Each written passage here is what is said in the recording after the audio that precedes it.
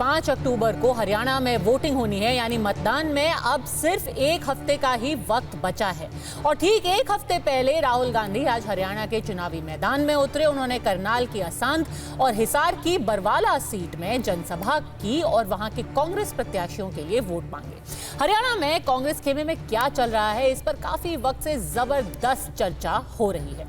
ऐसी खबरें भी थी कि कुमारी शैलजा और भूपेंद्र सिंह हुड्डा के बीच खींचतान के कारण राज्य में राहुल गांधी की रैली करने में देर हुई। इन अफवाहों को तब और हवा मिली जब हरियाणा में कांग्रेस अध्यक्ष मल्लिकार्जुन खड़गे की एक शेड्यूल्ड रैली रद्द कर दी गई। वैसे कांग्रेस ने अपना पक्ष रखा और कहा कि खराब तबीयत की वजह से इस रैली को रद्द करना पड़ा। लेकिन आज के दिन कांग्रेस को उम्मीद होगी कि इन सारी अफवाहों पर लगाम लग गई होगी, क्योंकि आज दोनों ही नेता कुमारी शैलजा और भूपेंद्र सिंह हुड्डा राहुल गांधी के साथ मंच पर मौजूद थे और उसी मंच से फिर राहुल गांधी ने बीजेपी और नरेंद्र मोदी पर तीखा हमला बोला।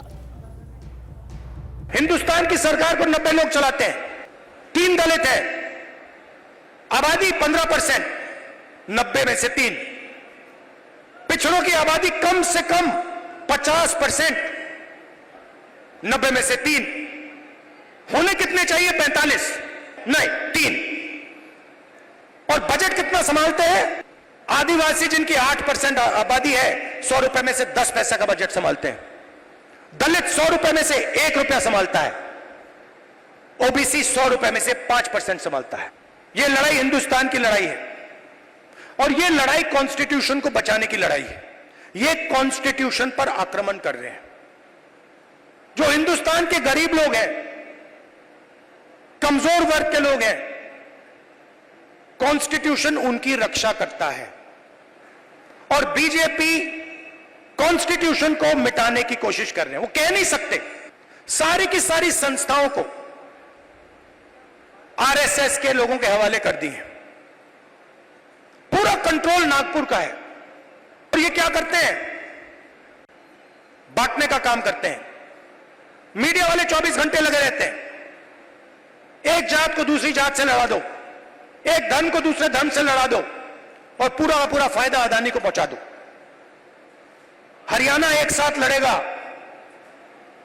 सबकी सरकार बनेगी। एक तरफ राहुल गांधी की रैली हुई तो दूसरी तरफ आज प्रधानमंत्री मोदी ने मेरा बूथ सबसे मजबूत कार्यक्रम में हरियाणा के कार्यकर्ताओं से बात की। कल ही उन्होंने कांग्रेस पर इल्जाम लगाया था कि उन्होंने राज्य सरकार को दलालों और दामाद के हवाले कर दिया। आज प्रधानमंत्री ने कहा कि कांग्रेस बस झूठ की राजनीति करती है और पूरी तरह से गुटबाजी की शिकार हो गई है। उन्होंने नाम तो कोई नहीं लिया, पर यह भी कहा कि कांग्रेस के भोपू में अब करंट खत्म होता जा रहा है। जो हमारे खिलाफ चुनाव के मैदान में है, उनका पूरा का पूरा आधार झूठ का है। लगातार झूठ बोलो, बार बार झूठ बोलो, जहां जाओ वहां झूठ बोलो। और आजकल तो आपने देख रहे हैं, कांग्रेस के लाउडस्पीकर जो पहले बड़े बड़े दावे कर रहे थे, उनका करंट भी ऐसा लग रहा है पूरी तरह कमजोर हो गया है। और पिछले 10 साल में कांग्रेस विपक्ष के रूप में भी विफल रही है। उनका अधिकतर समय गुटबाजी में, लड़ाई करने में, एक दूसरे का हिसाब चुकता करने में यही खप लग रहा है। वैसे लोग हरियाणा की जनता का विश्वास कभी भी नहीं जीत सकते हैं। कांग्रेस की आंतरिक कलह, इससे हरियाणा का बच्चा बच्चा परिचित है। लेकिन हमारी रणनीति उनके कलह पर सुख चैन से बैठने की नहीं होनी चाहिए। वो अपने मौत मरने ही वाले हैं, लेकिन हमें तो अपने परिश्रम से अपना झंडा गाड़ना है।